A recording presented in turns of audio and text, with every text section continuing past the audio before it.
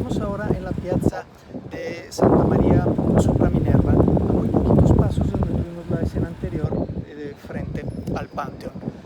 Es una iglesia dedicada a la Virgen María que está construida sobre los restos del antiguo templo a la diosa Minerva. Después voy a explicar por qué escogí esta pequeña plaza del centro histórico de Roma para este comentario final sobre Amazing Grace y la gran hazaña política y humana de William Wilberforce y sus amigos. También porque es algo pintoresco. El elefante que tenemos aquí atrás es una escultura del taller de Gian Lorenzo Bernini, un gran escultor, pintor y arquitecto del barroco de la segunda mitad del siglo XVII, que tiene muchas obras famosas aquí en Roma. Y encima pues está ese obelisco egipcio. La película Amazing Grace también nos puede ayudar a reflexionar a nivel de filosofía social a esa tensión entre las instituciones, la iniciativa y, podemos decirlo también, las modas culturales, es decir, las modas culturales y las ideologías. Ahora no quiero asignar el nombre de ideología para no darle un tono negativo, pero es verdad que hay ideas y hay corrientes de ideas que se propagan de una manera más o menos ágil en ciertos momentos. William Wilberforce y sus coetáneos, políticos y gente de cultura, como también lo van a hacer los revolucionarios en nuestro continente, los grandes promotores de la independencia de las naciones americanas, pues han leído a muchos de esos autores que hablan de la distinción de poderes, de principios de democracia, de la representación popular, y también ya algunos de ellos, como Jean-Jacques Rousseau, el gran autor ginebrino, hablan directamente contra la esclavitud. Muchos de los autores de la generación anterior, incluso siendo muy brillantes y muy progresistas, no se atrevían a calificar de algo inhumano a la esclavitud, con lo cual hay corrientes, movimientos culturales que pueden ayudar a que ciertas iniciativas vayan adelante. Quizá 2 generaciones antes eso no habría sido posible, quizá una generación después se hubieran complicado otras las cosas, no lo sabemos. El caso es que hay gente que está dispuesta a tomar un relevo, a tomar una estafeta y a dar ciertas batallas, aprovechando que hay una sensibilidad cultural y social distinta. Pero eso no se lleva a cabo si no es por esa iniciativa y esa gente que se empeña. También vemos que hay una gran tensión entre Wilberforce, que tenía esa gran mentalidad del funcionario, del servidor público, que nunca quiere salirse del marco legal. Su otro colega, lo vemos que es un gran fogoso predicador de la causa, está dispuesto a asociarse a los revolucionarios franceses con tal de abolir la esclavitud, y tiene sus desencuentros con Wilberforce. Hay un distanciamiento real que está bien reflejado en la película, pero después la causa común los vuelve a unir y siguen adelante. También es interesante el distanciamiento que hay entre William Pitt y Wilberforce, que son grandes amigos desde la juventud. Van a los debates parlamentarios desde que tienen 22 años. Pitt, que ya es hijo de un primer ministro y después como joven primer ministro, le toca una situación muy crítica, que son todas las guerras napoleónicas que condicionan toda la política europea durante casi 20 años. Las prioridades para Pitt cambian durante esos años, están las guerras y también la necesidad de concentrar los esfuerzos en ciertas elecciones. Es decir, elecciones políticas, podríamos decir, políticas que poner en marcha para hacer frente a la amenaza napoleónica. Por eso el distanciamiento que tienen, porque Wilberforce está obsesionado con su idea, obsesionado no lo quiero decir en términos negativos, sino tiene una idea fija, pues hay temporadas largas en las que William Pitt no lo puede apoyar como quisiera, porque tiene una serie de compromisos muy importantes que no se pueden negar y que no se pueden retrasar.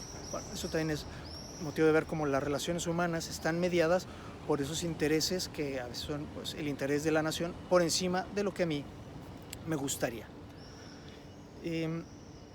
William Wilberforce siguió esa gran batalla contra la esclavitud, incluso después de haber conquistado, con la ayuda de tanta gente, con elecciones, con iniciativas parlamentarias, etcétera, durante años, porque una cosa es promover una ley que se aprueba y otra cosa es que se acabe el tráfico de esclavos y que se acabe realmente la esclavitud.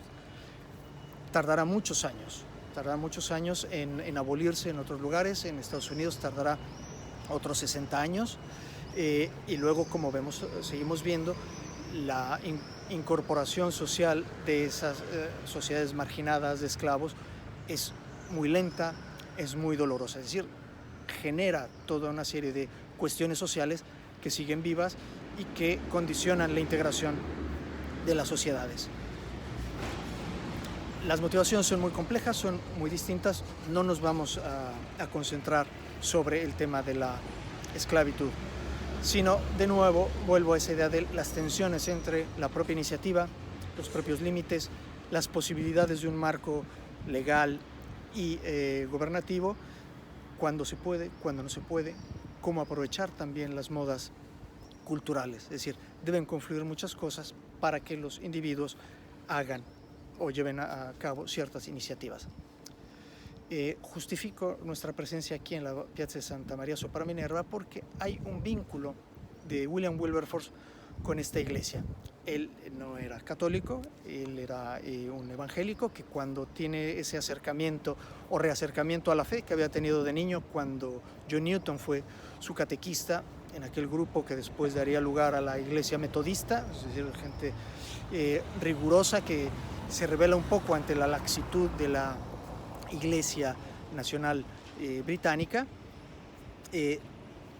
pues parte de su conversión política es también una conversión religiosa o una vuelta a una práctica religiosa más fervorosa, es decir, era un muy buen cristiano. Y de hecho tiene un libro sobre la vida cristiana y el compromiso humano, etcétera, que es muy bonita. Ahora, él estudió en Cambridge y lo considero una gran pérdida de tiempo. Él se ve a sí mismo como un vividor durante sus años universitarios, y a su hijo mayor también lo mandó a Cambridge.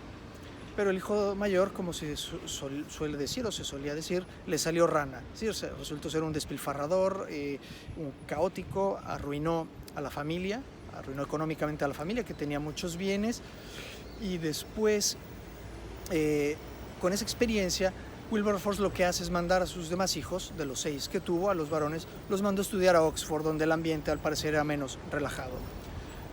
Estos hijos de William Wilberforce son colegas y grandes amigos de John Henry Newman, Cardenal Newman, canonizado el año pasado.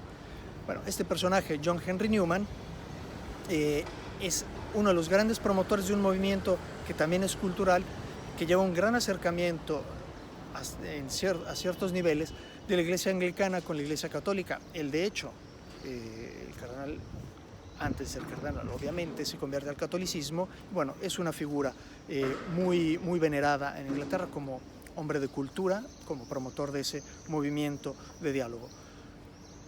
Estos dos hijos de Wilberforce fueron también ministros anglicanos, capellán, uno de ellos del Oriel College, y después gran hombre de cultura. Tuvo incluso debates con los autores darwinianos sobre la evolución y la generación de la especie humana, etc.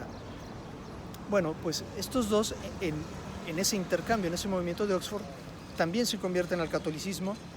Uno de ellos después será sacerdote católico, y el otro, Joseph Isaac, cuando se está preparando para convertirse en sacerdote católico, muere durante una estancia en las afueras de Roma, en los llamados Castelli Romani, a unos 30 kilómetros de donde estoy hablando ahora. Muere ahí y es sepultado en esta iglesia.